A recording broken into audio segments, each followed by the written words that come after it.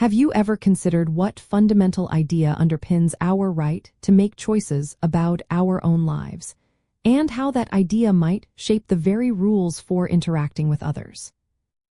Yes, the non-aggression principle is indeed often considered a direct logical extension or derivation of the concept of self-ownership within libertarian philosophy.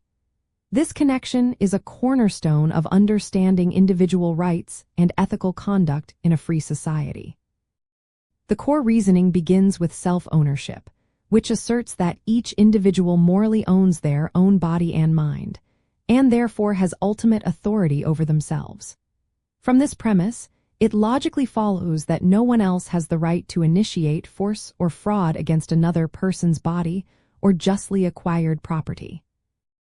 The non-aggression principle, often abbreviated as NAP, explicitly states that it is wrong to initiate or threaten physical violence or fraud against another individual or their rightful possessions. It functions as a negative constraint, defining what one cannot do, rather than what one must do.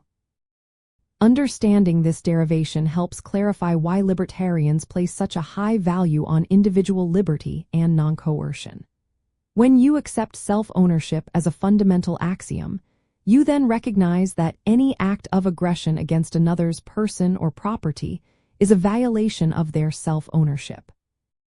This intellectual framework offers a consistent and robust ethical foundation for advocating for peaceful, voluntary interactions in all aspects of life, from personal relationships to economic exchanges. Prominent thinkers like Murray Rothbard extensively articulated this link, emphasizing that self-ownership is the bedrock from which all other just property rights and the non-aggression principle flow.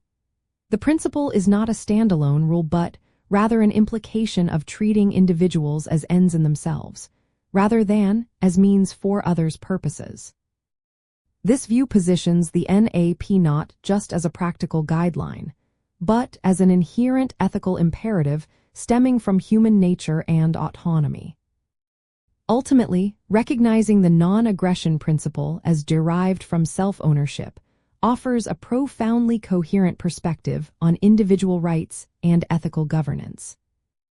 It provides a powerful analytical tool for evaluating political systems and individual actions, always asking whether they respect the fundamental autonomy each person holds over their own being and their justly acquired holdings, fostering a society built on mutual respect and voluntary cooperation.